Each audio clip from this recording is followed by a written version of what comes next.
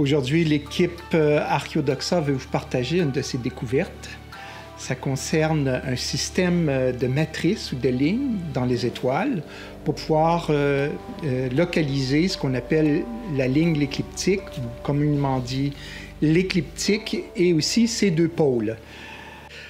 C'est une structure dans les étoiles qui est difficile à trouver. Ça prend plus qu'une année d'observation. Et cette matrice aidait nos lointains ancêtres à repérer, si on veut, cette structure. Ce qu'il faut savoir, c'est que lorsqu'on l'a découvert, j'en ai fait la découverte le 4 mars dernier, mais inspiré de l'aide que j'avais de collègues. Quand je l'ai découvert, je réalisais que ce n'était pas le fruit du hasard, ou du moins, c'est peu probable que ce soit le fruit du hasard. Donc, je l'ai appelé Théomitra, de deux mots grecs. Théo qui veut dire divin, Mitra qui veut dire simplement le mot matrice. Depuis la découverte, j'arrête pas de réfléchir sur les conséquences que ça pourrait avoir sur la philosophie, en particulier de ce qu'on appelle la téléologie. La partie de la philosophie qui se pose la question s'il n'y a pas une intention derrière la nature que nous observons. Plusieurs grands savants depuis Platon et Aristote se sont penchés sur la question de la téléologie. Même Albert Einstein en a fait des réflexions, René Descartes, Leibniz, Emmanuel Kant, etc. Alors, c'est un sujet qui peut être remis d'actualité. À toute découverte, il y a toujours un contexte. Alors, celui de Archeodoxa était de postuler que tous les mythes du monde entier remontent à une source commune, à un mythe primordial. C'était notre conclusion. Et en plus, qu'il était très astronomique à la base. Le mythe primordial a pris sa source déjà à la préhistoire, au Paléolithique, et s'est répandu sur Terre avec les migrations, pas nécessairement avec la diffusion, comme certains oseraient le croire. Alors, c'est avec le paradigme de mythe primordial qui remonte à la préhistoire, au Paléolithique, que Archeodoxa a pu faire cette découverte de la Théomitra. Pour faire simple, imaginez une histoire qui est écrite dans le ciel et qui va utiliser certains éléments astronomiques. Par exemple, la ligne de l'écliptique, ces deux pôles. Il va utiliser aussi les mouvements des planètes et du Soleil le long de l'écliptique. Le mouvement particulier de la Lune qui oscille de 5 degrés en haut et en bas de l'écliptique. On a aussi la position et la nature des constellations. Position par rapport aux deux mondes, le monde océane et le monde terrestre, qui est limité par la Voie lactée. On a aussi les phases de la Lune qui contrôlent la visibilité de la Voie lactée. Il y a aussi un autre élément, ça serait la question du mouvement de la précession des équinoxes, et ça, c'est un sujet qui est un peu plus controversé. Mais pour lire tout ce langage ou toute cette histoire dans les étoiles, il faut au moins connaître l'emplacement de l'écliptique et de ses deux pôles. Pour repérer ces éléments, c'est pas facile. Ça prend plus qu'une année d'observation astronomique. Et de là, on peut fabriquer ce qu'on appelle une sphère armillaire. Alors, j'en tiens une ici entre les mains. C'est une sphère qui ressemble à notre globe terrestre, qui peut tourner au rythme de la rotation du ciel de 24 heures, au rythme de la rotation de la Terre. On a ici le plan des étoiles dessus et on a la limite des constellations. Et ici, on voit les petits points rouges, c'est la ligne de l'écliptique. Depuis l'Antiquité, l'homme en fabrique pour pouvoir suivre le mouvement des planètes et aussi prévoir les saisons. Curieusement, sur les sphères armillaires, même si on voit toujours l'écliptique, bien sûr, on voit très rarement ou presque jamais les pôles de l'écliptique. Alors ici, j'ai cette sphère-ci. On voit le pôle de rotation ici, mais on n'a pas pris le temps d'indiquer le pôle de l'écliptique qui se situe ici dans la constellation de Draco. Alors, pour fabriquer un tel instrument, et réussir à positionner la ligne d'écliptique dans les étoiles, là où passent les planètes, le Soleil, et bien sûr la Lune qui oscille un peu en haut et en bas. Ça prend des années de relever, au moins minimum une année. Et après cela, il faut la vérifier. Par géométrie, par la suite, avec l'écliptique, on peut en trouver le pôle de l'écliptique. Il y a un pôle en haut et un pôle en dessous qui est dans l'hémisphère sud. Alors, pour nos lointains ancêtres, on pouvait retrouver facilement l'écliptique et les deux pôles de l'écliptique grâce à la théomitra, qui était transmise dans la mythologie de génération en génération. Donc, on n'avait pas besoin de faire une année complète d'observation astronomique.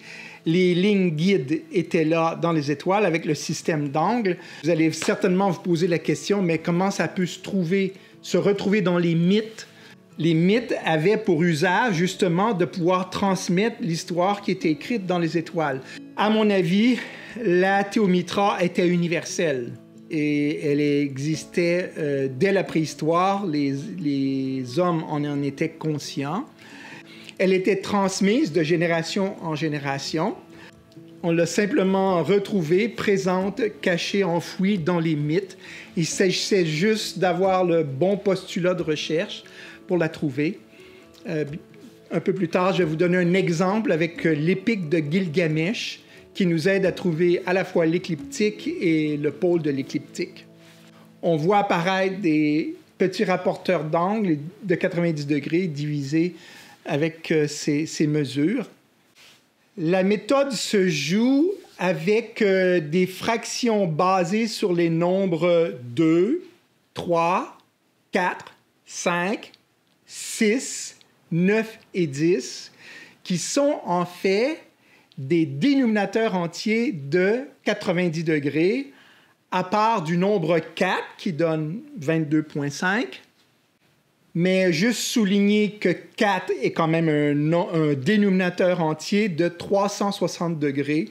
4 fois 90 donne 360. Alors, sur la carte des étoiles que vous voyez, une carte rectangulaire, la ligne médiane horizontale et la ligne de l'écliptique. Et on voit les guides verticales qui sont la structure de la théomitra. C'est là où circulent les planètes, le Soleil et la Lune, bien sûr, qui monte et descend de 5 degrés par rapport à cette ligne. À un endroit, on trouve même un triangle de Pythagore fait de nombres entiers, 3, 4 et 5.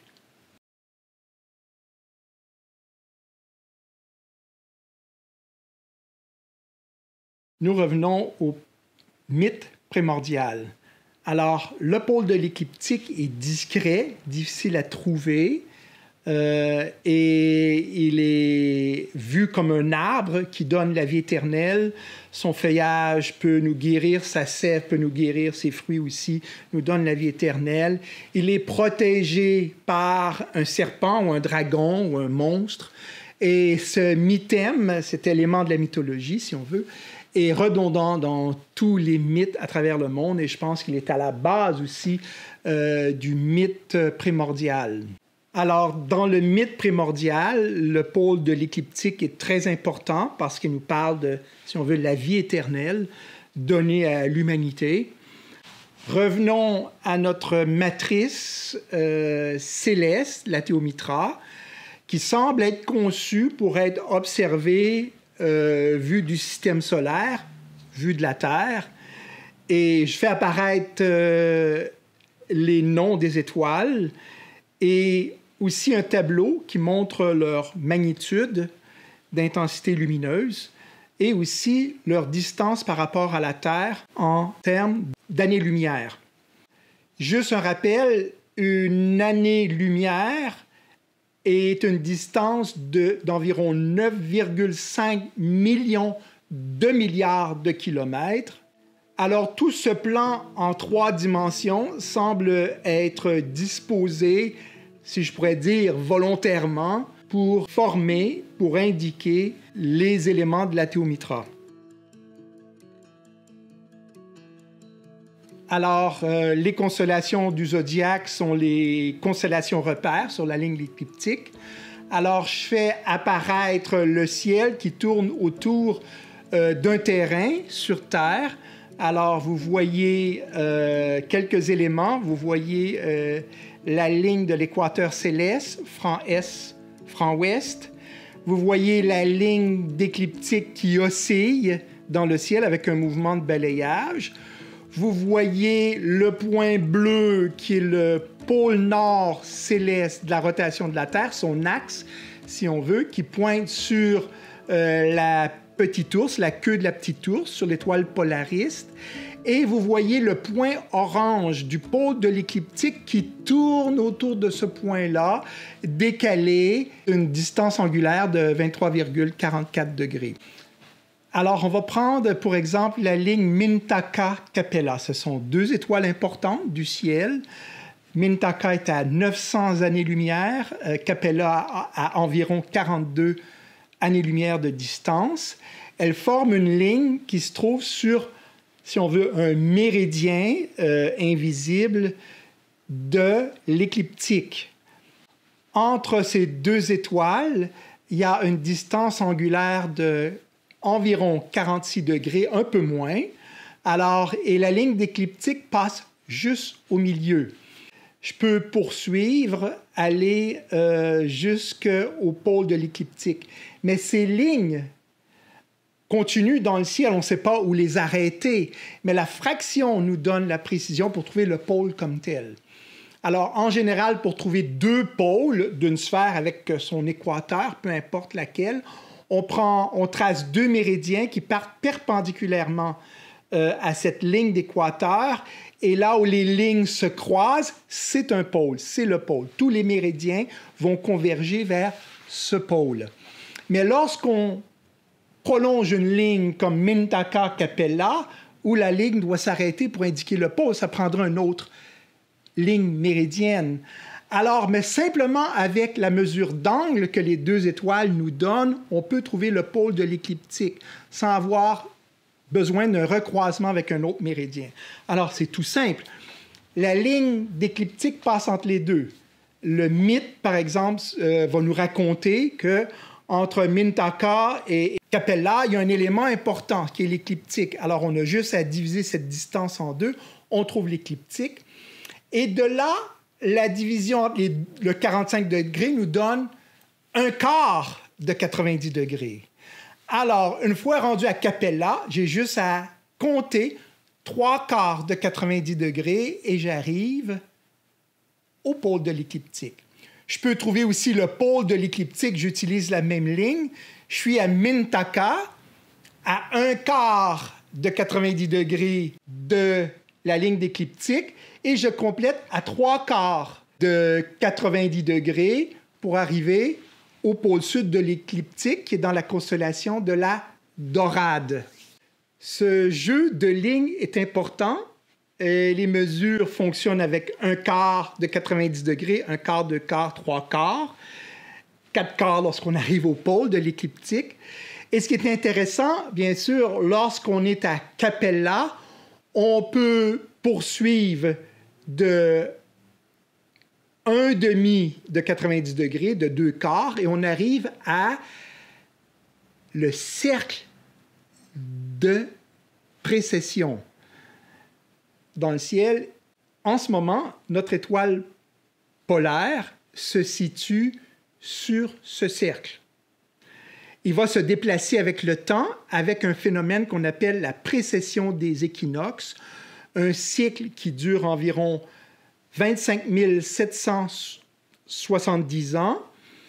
Au bout de toute cette période, le pôle de rotation de la Terre va progresser sur ce cercle de précession. Et au bout de cette période, le pôle Nord va revenir sur notre pôle Nord actuel d'étoiles polaires. Le plan dans les étoiles avec Mintaka et Capella nous aide à trouver le pôle de l'écliptique et en plus le cercle de précession. Quelle sera la distance angulaire entre le cercle de précession et le pôle de rotation? C'est Bien sûr, 23,44 degrés. Et le rayon du pôle de précession va légèrement varier dans le temps à cause du cycle de l'obliquité terrestre qui varie entre environ 22 degrés jusqu'à 24,5 degrés. Mais bien sûr, il faut continuellement reviser ces calculs d'année après année pour mieux le préciser. C'est un cycle, je le répète, d'environ 40 000 ans. La précession, 25 770 ans. Simplement pour vous rappeler des chiffres. Alors, c'est quoi la précession des équinoxes? Bien, la Terre réagit un peu comme une toupie qui pivote ainsi. Alors, c'est ce qu'on appelle une précession. Une toupie a une précession. Bien, la Terre a aussi sa précession, qui est très lente, bien sûr.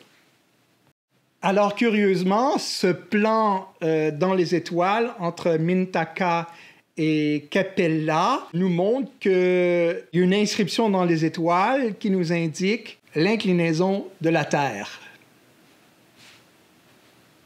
Alors, dans la théomitra, on vient de voir une ligne guide méridienne à l'écliptique. Il y en a 3 autres entre étoiles bien importantes en luminosité. Et il y a aussi une étoile du nom de Régulus dans la constellation du Lion qui se trouve sur cette ligne d'écliptique. Et toutes les divisions entre les 4 lignes et Régulus donnent des fractions basées typiquement sur les distances angulaires de la théomitra avec des dénominateurs entiers de 90 degrés et comme j'avais mentionné, 2, 3, 4, 5, 6, 9 et 10. Vous connaissez les mythes sur l'allumage du feu. Alors, on prend un axe avec une sorte de mouvement de corde, on fait pivoter ainsi pour obtenir un feu. Et ce symbole représente aussi le feu sacré qui vient du ciel. Et aux Indes, on l'appelle l'araignée, on le retrouve partout à travers le monde. Les gens en font même des cérémonies religieuses pour nous rappeler que le vrai feu sacré invisible vient du ciel. Bon, j'aimerais bien avoir du bois de cet arbre parce qu'il pourrait m'éclairer la nuit en tout temps et me procurer du chauffage gratuit. Et bien sûr, ce bois ne se consume pas, du moins ce qu'on dit dans la mythologie. L'araignée, j'utilise une expression aux Indes, mais on le retrouve partout, jusqu'en Europe, en Chine, jusque dans les Amériques. On le retrouve même chez les aborigènes d'Australie. Alors, cette araignée, ce feu qui descend du ciel, cet axe, représente aussi la relation femelle-mâle qu'on retrouve dans l'humanité et dans toute la nature. Alors, chose curieuse, c'est l'idée de chercher dans la direction d'une découverte comme la théomitra est venue justement de l'araignée. Une des lignes, si on veut, de l'araignée, qui est un alignement entre Spica, qui est à 2 degrés juste sous la ligne de l'écliptique, et l'étoile la plus brillante de tout l'hémisphère nord, Arcturus. Si on prolonge cette ligne-là, on passe par le pôle nord de l'écliptique. Et je me suis dit, oh, quelle coïncidence! Et les mythes en parlent. Ils ne parlent pas nécessairement du pôle de l'écliptique, mais ils parlent de l'aspect sacré, si on veut, de l'union entre un homme et une femme, l'Adam et Ève qu'on retrouve dans toutes les civilisations. Et je me suis dit, c'est curieux, ça correspond avec la ligne méridienne d'un écliptique. Donc, elle va passer par le pôle de l'écliptique. Ça prendrait une autre ligne pour recroiser. Et je me suis aperçu que l'alignement nous donne le méridien, mais quand on repart d'Arcturus, puis on redescend de 30 degrés, on arrive à la ligne de l'écliptique. On complète de 60 degrés, on arrive au pôle de l'écliptique. De là, j'ai cherché dans la mythologie pour voir s'il n'y avait pas des nombres indicatifs. Eh bien, je l'ai trouvé dans l'épique de Gilgamesh. Parce qu'il faut comprendre que Gilgamesh cherche la vie éternelle, il rencontre Utnapishtim, qui est le Noé, si on veut, qui lui dit, écoute, tu veux trouver la vie éternelle et tu t'endors facilement, ou du moins après ton périple, je te demande de rester réveillé, tu es incapable. Et bien sûr, il nous donne l'indication, alors il sera à un endroit et il va plonger au fond des eaux pour trouver la plante qui donne la vie éternelle. C'est l'arbre de rotation du pôle de l'écliptique, bien sûr. Et il attache des gros cailloux soit à sa taille ou à ses pieds et se laisse descendre au fond de l'eau. Il récupère la plante, il le met à sa ceinture. Intéressant. Et bien sûr, on peut identifier Gilgamesh facilement avec la constellation d'Orion. La plupart des historiens l'ont vu, qu'il y avait un peu d'astronomie, ou beaucoup, dépendamment du crédit qu'on veut donner, si on veut à l'astronomie dans l'Épique de Gilgamesh ou dans la mythologie. Mais à mon avis, l'Épique de Gilgamesh est très astronomique. Il y a même un Hongrois qui a écrit une publication sur ce sujet. Alors donc, notre Gilgamesh plonge à un endroit particulier. On pourrait l'identifier à Orion, bien sûr, parce qu'il part à l'aventure avec sa hache, son couteau, du moins sa petite épée, à sa taille. Et un peu avant dans l'histoire, avant cette plongée, il coupe le taureau d'Ishtar en deux, qui est la constellation du taureau, qui est une moitié de taureau. Donc, ce qui a mis la puce à l'oreille à beaucoup d'historiens de voir Gilgamesh un peu comme Orion. Mais il est plus que cela, parce qu'on le voit aussi dans d'autres constellations le long de l'écliptique, de même pour Enkidu, son partenaire d'aventure. Et là, il plonge, il met une corde, toujours la question de la corde qui donne une ligne droite. Il plonge, il met la plante à sa ceinture, il remonte, et après, il marche 45 jours. Et chez les Sumériens, comme chez beaucoup de peuples, on compte les degrés, on fait de la trigonométrie en utilisant 360 degrés. Pourquoi? Pour plusieurs raisons. 360 degrés, c'est un chiffre qui contient plein de dénominateurs entiers, mais aussi parce que notre Soleil passe sur l'écliptique en 365 jours.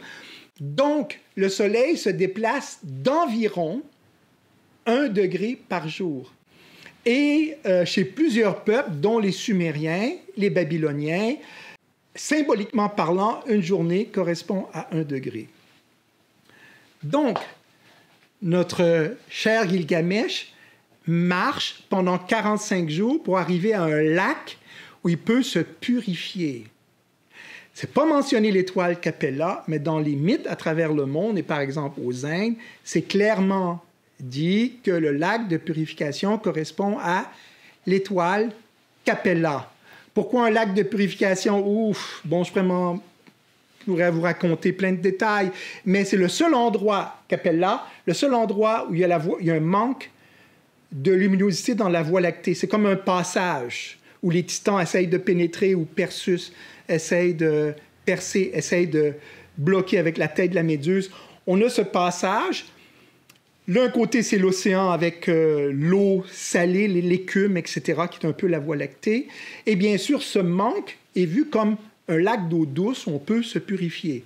Indra va se purifier dans ce lac d'eau douce et c'est clairement mentionné que c'est la constellation du cocher avec cette fameuse étoile Capella, qui est une étoile en passant très brillante. Alors donc, Gilgamesh se rend au lac pour se laver, se purifier, et au malheur, il s'endort. Et pourtant, Utnapishtim lui avait dit, si tu cherches la vie éternelle, il faut que tu restes éveillé, il ne faut pas que tu t'endors. Et malheureusement, il s'endort. Et qu'est-ce qui arrive? Le serpent vient pour lui enlever la plante, lui enlever la vie éternelle. Et bien sûr, ce serpent vient de Draco, du nord, pour lui enlever sa plante. Et Gilgamesh se réveille, s'aperçoit que le serpent a avalé sa plante de la vie éternelle, il est tout triste. Et la morale de l'histoire, c'est comme si Gilgamesh nous disait « Faites pas l'idiot comme moi.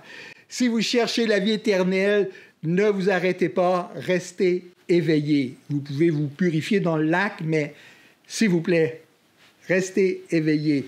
Donc, on voit quand même la thématique de cette ligne, le 45 jours qui est bien sûr la distance de Mintaka à Capella. Il y a une autre histoire assez intéressante, c'est l'histoire de Zeus qui est souvent représentée ou souvent identifiée à la constellation de Orion. Orion, en fait, est sous la ligne d'écliptique. Sa hache est juste sur la jonction, la rencontre entre la ligne d'écliptique et la ligne de l'équateur galactique de la Voie lactée, qui est placée à 60 degrés. Il y a sa hache à cet endroit. Et de même pour Zeus, c'est plein de dieux comme Thor. Donc, on peut l'identifier à Orion. Orion est sous la Voie lactée. Et c'est celui qui représente l'ensemble de l'écliptique. Donc, Zeus est le dieu de l'Olympe, des 12 dieux. Le pôle de l'écliptique peut prendre différentes formes dans la mythologie. On voit Artémis avec son pola sur la tête, pola qui veut dire un pôle, avec son collier de zodiaque. On l'a aussi avec d'autres dieux. Alors donc, ce sont des éléments de la mythologie. Et l'épée ou le couteau de Gilgamesh à la taille, ce sont des petites étoiles sous la ceinture d'Orion. Et cette série d'étoiles est parallèle au méridien de l'écliptique. On revient à l'araignée et l'allumage du feu. Cette question de l'aspect mâle-femelle dans la mythologie est inscrite aussi dans les étoiles. Alors, si on prend Arcturus avec cette constellation du Bouvier, c'est mâle, c'est vertical. La Vierge, elle est horizontale sur la ligne de l'écliptique, Spica dans sa main qui est sur 2 degrés sous la ligne de l'écliptique. Alors, on a l'aspect mâle-femelle qu'on retrouve dans plein de constellations. Les 2 autres constellations féminines sont aussi horizontales et les constellations mâles sont des personnages qui sont debout verticalement par rapport, si on veut, à l'horizon de l'écliptique. Il y a d'autres constellations qui sont en oblique, si on veut, les Gémeaux, qui ont, si on veut, les 2 genres, mâle-femelle, dans beaucoup de cultures à travers le monde, un peu comme le couple frères et sœurs qui ont engendré l'humanité. Alors, il y a un autre allumage du feu, cette fois-ci dans l'hémisphère sud, qui est vraiment intéressant. C'est entre l'étoile Sirius et Canopus. Ce sont les 2 étoiles les plus brillantes de tout l'hémisphère sud. Et Sirius est l'étoile la plus brillante de toute la voûte céleste. Eh bien, les 2 sont alignés pour le long d'un méridien de l'écliptique pour donner, avec une fraction bien précise, le pôle sud de l'écliptique qui est dans la constellation, je l'avais déjà mentionné, de la Dorade. Et les aborigènes d'Australie mentionnent que Canopus et Sirius sont comme un couple céleste qui nous ont donné le feu du ciel. Donc, on fait des cérémonies de l'allumage du feu dans lequel on lance une flamme, un tison dans le ciel pour montrer, pour nous rappeler d'où vient le feu sacré du pôle de l'écliptique. Donc, on a un araignée très précis, inscrit dans les étoiles, les 2 de plus grande magnitude de l'hémisphère sud, pour donner l'enseignement que ce pôle donne le feu sacré, cette lumière éternelle. On peut regarder aussi ensemble très rapidement la dernière ligne. Ce sont 2 étoiles très importantes, Fomalhaut et Deneb, qui sont une ligne aussi méridienne pour indiquer le pôle de l'écliptique avec une fraction bien précise. Le mythe le plus important de l'Égypte, dans l'Égypte ancienne, c'était Isis et Osiris. Et le mythe, justement, va parler de cette ligne méridienne qui est importante. Le mythe, bien sûr, reprend aussi avec la constellation d'Orion et l'étoile Sirius. Mais là, on va s'arrêter ici. Maintenant, la conclusion, c'est, est-ce que c'est le fruit du hasard? Est-ce que c'est intentionnel? Donc, on doit revenir à la téléologie pour répondre à cette question. Selon moi, la découverte va avoir une répercussion sur notre façon de voir la nature. Jusqu'à maintenant, nous n'avions pas de preuves, si on veut, de l'existence de Dieu. Tous les phénomènes astronomiques et physico-chimiques et biologiques étaient expliqués par des phénomènes physico-chimiques. On avait des coïncidences un peu curieuses, comme la dimension apparente de la Lune et du Soleil, malgré leur grande différence de taille. Les deux sont ajustés avec une dimension apparente vue de la Terre qui est assez bien ajustée. Leur rencontre produit une éclipse dans laquelle on voit la couronne solaire. Donc, quelqu'un pourrait dire que c'est simplement un hasard. La Lune avait la bonne taille et le bon orbite pour pouvoir nous donner une dimension apparente Lune-Soleil. Alors oui, le hasard peut bien faire les choses et ça peut n'être qu'un phénomène aléatoire. Mais avec la théomitra, là, on passe à une autre vitesse. Et ce qui va être important, c'est de mobiliser, d'intéresser astronomes et astrophysiciens. J'ai déjà lancé la balle parmi cette communauté scientifique. Et aussi la zététique.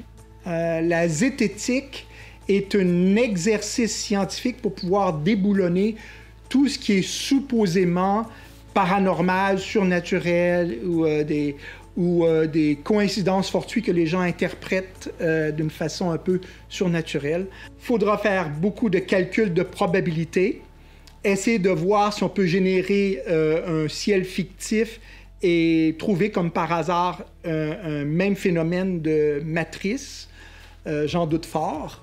On peut aussi réorienter une autre ligne en utilisant le même ciel. On peut réorienter ces lignes et essayer de retrouver des méridiens qui vont nous donner le pôle écliptique entre étoiles de grande magnitude. Ça va avoir beaucoup d'implications philosophiques, mais je pourrai en parler dans les prochaines vidéos. En attendant, vous pourrez consulter le site archeodoxa.com sur lequel on va mettre toute l'information, les futures publications scientifiques et les données, les tableaux, les mesures pour vous faciliter la tâche.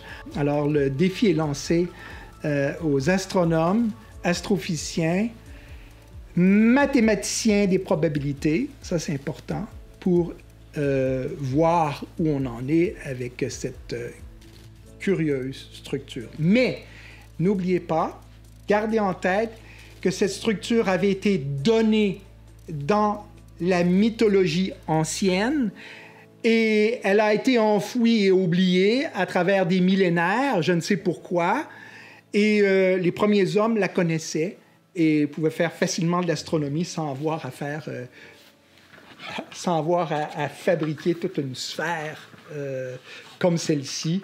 Tout était déjà inscrit dans le ciel. Merci de votre attention. À la prochaine.